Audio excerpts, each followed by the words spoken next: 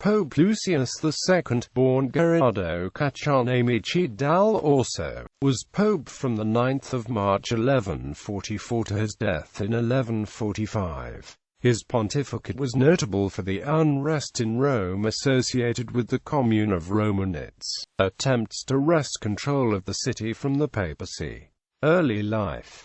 Gherardo Caccianemici dal Orso, the son of Orso Caccianemici, was born in Bologna. He was for many years a canon of the Basilica di San Frediano before his elevation by Pope Honorius II to cardinal priest of Santa Croce in Jerusalem in 1124. During this time he renovated the basilica, attached a body of regular canons and improved its revenue stream. After he was elevated as pope, he presented to the church a copy of the Gospels bound with plates of gold and adorned with jewels, as well as an altar cover and two chaste silver gilt ampuli for use at Mass. Honorius also appointed him the librarian of the Diocese of Rome before appointing him papal legate in Germany in 1125. While there, he helped support the candidacy of Holy Roman Emperor Lothair III, as well as appointing St. Norbert of Xanten as the Archbishop of Magdeburg. In 1128, Gherardo was sent to Benevento to govern the city, which had overthrown the previous rector. In 1130 he was again appointed legate to Germany by Pope Innocent II, where he was instrumental in convincing Lothair III to make two expeditions to Italy for the purpose of protecting Pope Innocent II against the anti-Pope Anacletus II. He had a further period as legate to Germany in 1135–36. He was one of the principal negotiators with Lothair III in attempting to force the monks of Monte Cassino to submit themselves to the authority of the papacy. In addition, he was sent to Salerno to negotiate the end of the schism involving Anacletus II with King Roger II of Sicily. As a principal supporter of Pope Innocent II, the Pope rewarded him for his efforts by appointing him papal chancellor. After the papal election of 1144, Gherardo was elected as Lucius II and consecrated on the 12th of March 1144. He probably took his name in honor of Pope Lucius I, who was commemorated a few days prior to Gherardo's consecration. Pontificate. Relations with England and Portugal. Lucius was involved in the usual running of church business throughout medieval Christendom. In England, he granted a number of privileges to bishops, monasteries and churches, including exempting the monastery of St. Edmund from all subjection to the secular authorities. He also dispatched a papal legate, Emergence, to England, charged to investigate the request of Bernard, Bishop of St. David's, to elevate his see to the rank of Metropolitan Bishop, and to take the pallium to William, Archbishop of York. Regarding the political situation in England, he took the side of the Empress Matilda over the rights to the English crown. Early in his reign, Lucius received a request from prominent members of the town of Lucca to become the suzerain of the castle within the town in order to protect it, for the war between Lucca and Pisa.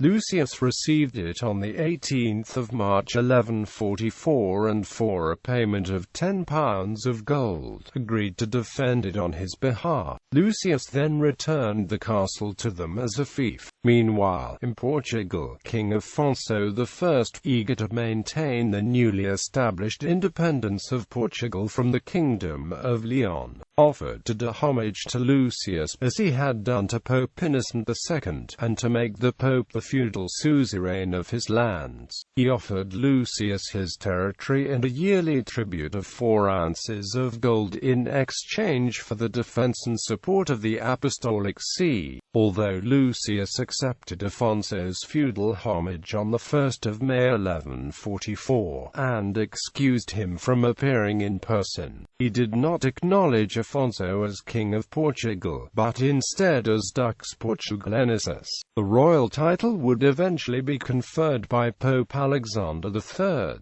Finally, the city of Corneto, formerly belonging to the Papal States, was restored to the papacy during Lucius's pontificate by a formal deed on the 20th of November 1144.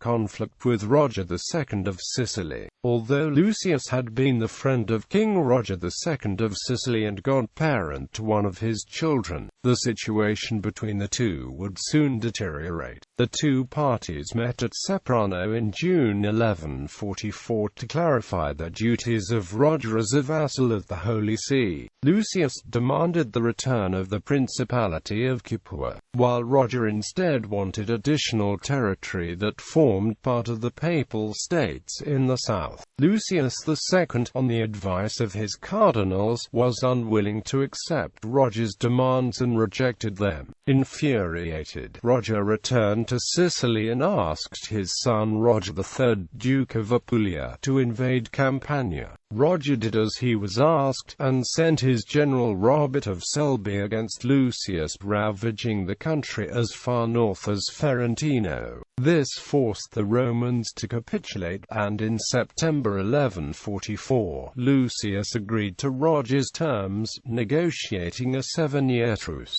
The Normans in return withdrew back to the conquered territories and promised not to attack Benevento or any other papal territory. Emergence of the Roman Commune. This surrender on the part of Lucius II gave an opportunity for members of the Roman Senate to reassert their ancient independence and authority and to erect a revolutionary republic at Rome which sought to deprive the Pope of his temporal power. The principal groups involved in this movement were the merchants and artisans, while the urban nobility kept their neutrality. The Senate, which practically took all temporal power from the Pope during the pontificate of Innocent II, had been managed with considerable skill and firmness by Lucius at the beginning of his pontificate, convincing many senators to either leave the Capitoline Hill or to lay down the magisterium. Now, encouraged by Lucius II's defeat, the Senate, led by Giordano Paleone, brother of the former anti-pope Anacultus II, rebelled against Lucius II, driving out the papal prefects and establishing the Commune of Rome. They demanded the Pope abandon all governmental duties, and that he would retain only ecclesiastical taxes and voluntary tributes. At first, Lucius asked for Roger II's aid, but Roger, still annoyed that Lucius had not fully recognized his kingship, withheld his assistance. Lucius then turned for help to Conrad, king of the Romans, and on December 1144 wrote to him pleading for military assistance against the Senate and the patrician Giordano Paleone. Lucius was supported by Bernard of Clairvaux, who also wrote to Conrad, asking for him to intervene. While waiting for Conrad's reply, Lucius decided to take matters into his own hands,